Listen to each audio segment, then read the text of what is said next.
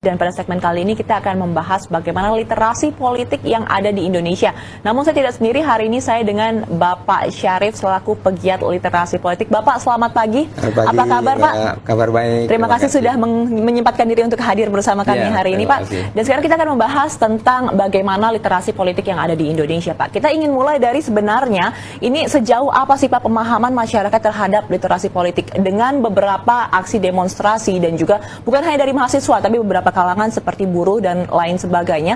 Apakah literasi politik di Indonesia ini pemahamannya sudah cukup komprehensif atau belum menurut Bapak? Iya, kalau saya mengamati sebenarnya dari perspektif literasi politik kita ini masih tergolong rendah ya.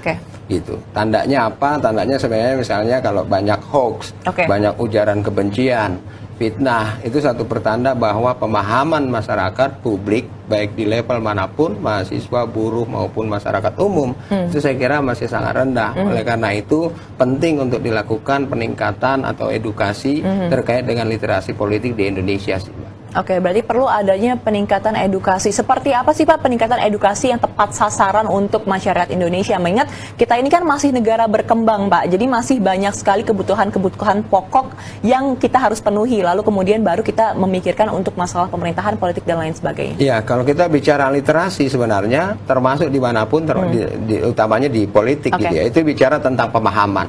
Untuk apa kita ikut campur di dalam persoalan politik?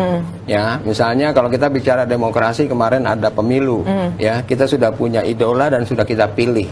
Ya berarti sebenarnya partisipasi kita sebagai masyarakat sudah selesai. Ya, tinggal menunggu hasilnya. Nah, kan nanti yang terpilih bisa sesuai dengan harapan, bisa tidak sesuai dengan harapan. Kalau yang sesuai harapan, mari kita support untuk mengawal bagaimana dia menjalankan programnya. Bagi yang tidak sesuai dengan harapan, ya kita harus terima karena ini realitas politik.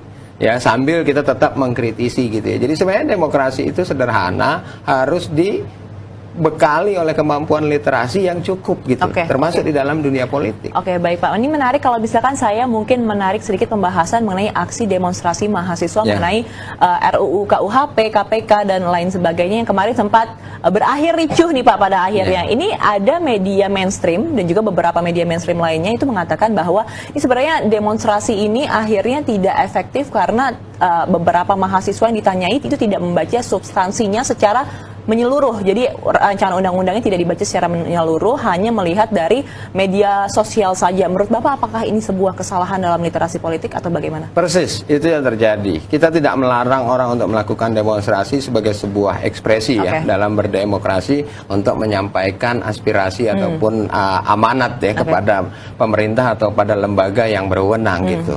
Karena tapi secara konten, kalau kemudian kita melakukan aksi demonstrasi itu akhirnya menimbulkan katakanlah kegaduhan, kericuhan, bahkan kerugian secara material berupa fasilitas umum, itu yang menurut saya sebuah kesalahan. Nah, karena itu kita semua harus belajar, semua pihak, untuk meningkatkan kemampuan literasi kita di dalam berpolitik. Ekspresi itu target besarnya apa? Berdemonstrasi target besarnya apa? Menyampaikan bahwa hal-hal yang terbaik, misalnya konten yang didemonstrasikan, misalnya contoh kemarin soal katakanlah revisi undang-undang KPK misalnya gitu ya. Nah, itu kita sampaikan secara elegan. Kita berdengar pendapat, berdiskusi dengan parlemen dan sebagainya. Apa konten yang dirugikan, apa konten yang harus diperjuangkan. Nah, ini yang sebenarnya harus dibangun ya. Sekali lagi, literasi politik yang sehat, yang kokoh gitu. Supaya kita berdemokrasi ini dengan cara-cara yang menurut saya beradab, yang etik gitu ya, dan efektif menurut saya. Baik, Pak. Jadi kan dari kemarin demonstrasi mahasiswa ini ada 7 tuntutan ya, Pak ya? Betul. Dan kalau misalkan kita melihat salah satunya tentang RUU KUHP yang sempat itu sangat viral di media sosial, dan ini katanya ada mispersepsi di sana. Menurut Bapak, ini yang perlu diperbaiki dari sisi mahasiswanya, harus mengadakan kajian yang lebih dalam, atau dari pemerintahnya atau dalam hal ini DPR RI sebenarnya harus memberikan sosialisasi yang lebih mendalam? Ya, saya kira kedua pihak ya, dari sudut pemerintah atau mungkin bahkan juga dari parlemen, itu bisa melakukan edukasi atau sosialisasi.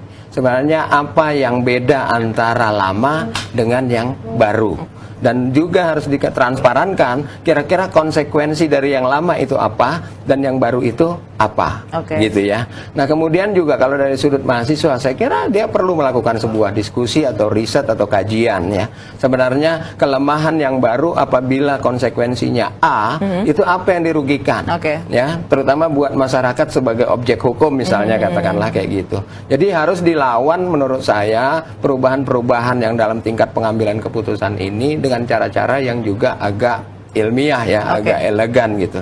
Jadi mahasiswa bisa saja menyampaikan satu blade berkaitan dengan tinjauan kritis terhadap undang-undang revisi undang-undang KUHP misalnya seperti itu. Nah, itu adalah bagian dari ya mahasiswa yang literat terhadap politik gitu saya kira. Jadi harus dievaluasi dua-duanya ya Pak. Persis. Dari sisi pemerintahannya juga harus sosialisasi, mahasiswa juga harus mencari tahu lebih dalam.